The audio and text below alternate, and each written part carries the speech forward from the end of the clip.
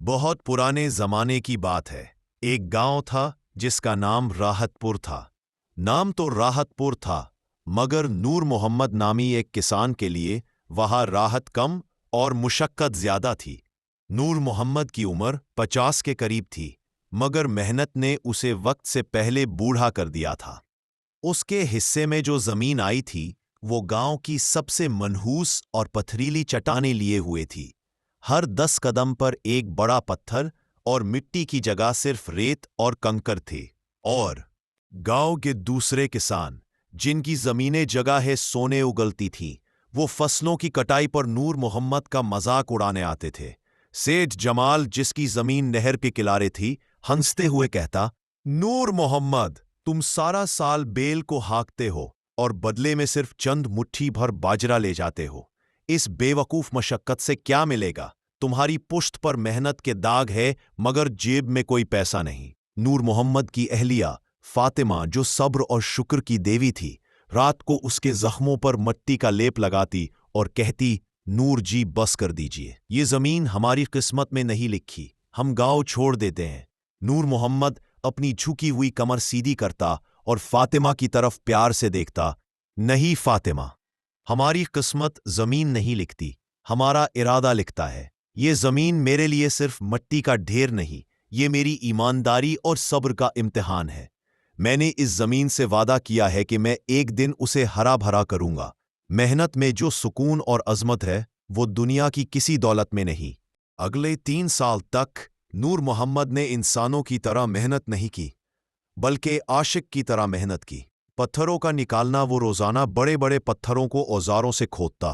پتھر بہت بھاری ہوتے، وہ انہیں بیل گاڑی پر لادتا اور گاؤں کے کنارے پر پھینکاتا۔ اس مشقت میں اس کے کئی ناخن ٹوٹ گئے اور اس کے ہاتھ لکڑی کی طرح سخت ہو گئے۔ سیرابی کا جنون۔ نہر گاؤں سے بہت دور تھی۔ وہ مشکیزیں بھر کر پیدل لاتا اور ایک ایک قطرہ زمین کو پلاتا۔ ہر قطرہ گویا اس کے پسینے کا حصہ ہوتا۔ مٹی کا علاج۔ وہ گاؤں کے دوسرے کسانوں سے گوبر اور کچرے کا ڈھیر مانگتا اور اسے سڑاتا۔ پھر وہ اس نامیاتی کھاد کو پتھریلی مٹی میں آہستگی سے ملاتا، گویا وہ بیمار بچے کا علاج کر رہا ہو۔ ایک سال گاؤں پر آفت نازل ہوئی۔ آسمان نے کئی مہینوں تک اپنا من پھیر لیا۔ سخت خشک سالی پڑی، نہریں سوکھ گئیں، کنوؤں میں پانی تہہ تک چلا گیا۔ زرخیز زمینوں کے مالک رو رہے تھے۔ سیٹھ جمال کا لہراتا کھیت دیکھتے ہی دیکھتے جل کر راکھ ہو گیا۔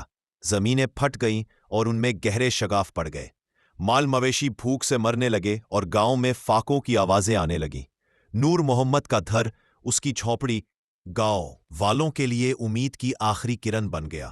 نور محمد کی زمین، جو پتھروں کے نیچے چھپی ہوئی تھی، اب معجزہ دکھا رہی تھی۔ برسوں کی محنت سے پتھر ہٹانے اور مٹی میں کھاد ملانے کی وجہ سے اس کی مٹی نے پانی کو جکڑ لیا تھا۔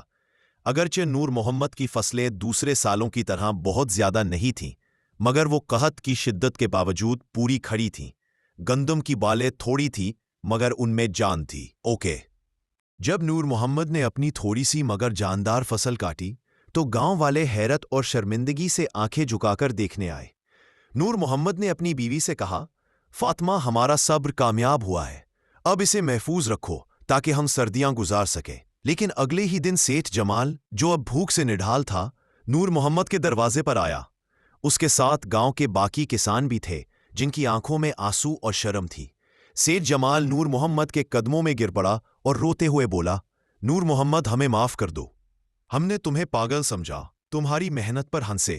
ہم نے صرف فائدہ دیکھا، تم نے فرض دیکھا۔ ہماری زرخیز زمین نے صرف 1 سال میں ہمیں دھوکہ دے دیا اور تمہاری پتھریلی زمین نے آج ہماری زندگی بچا لی ہے۔ ہمیں تھوڑا سا اناج دے دو، خدا کے لیے، ہمارے بچے مر رہے ہیں۔ نور محمد نے فوراً سیٹھ کو اٹھایا۔ اس کی آنکھوں میں نہ کوئی طنز تھا اور نہ بدلے کا احساس۔ اس نے بس مسکرا کر کہا، سیٹھ جمال، آپ کو بھلا کیسے چھوڑ سکتا ہوں؟ اس اناج پر میرا اکیلے کا حق نہیں، یہ اس محنت کا پھل ہے جو میں نے سچے دل سے کی تھی۔ میری محنت کی عظمت اسی میں ہے کہ وہ میرے سب بھائیوں کے کام آئے۔ نور محمد نے اپنا سارا جمع شدہ اناج، سوائے اتنے کہ وہ اپنے لیے 1 مہینے کا بندوبست کر سکے، گاؤں والوں میں برابر تقسیم کر دیا۔ اس دن راحت پور کے لوگوں کو حقیقی راحت ملی۔ انہیں احساس ہوا کہ محنت صرف فصلیں نہیں اگاتی بلکہ کردار اور شرافت بھی پیدا کرتی ہے۔ نور محمد کی عظمت اس کے اناج میں نہیں بلکہ اس کے سچے دل میں تھی۔ سچی اور مسلسل محنت، چاہے اس کا پھل ملنے میں دیر لگے، کبھی ضائع نہیں جاتی۔ یہ مشکل وقتوں میں نہ صرف آپ کی اپنی مدد کرتی ہے بلکہ دوسروں کے لیے بھی امید کا ذریعہ بن جاتی ہے۔ محنت ہی سب سے بڑی ایمان اور دولت ہے۔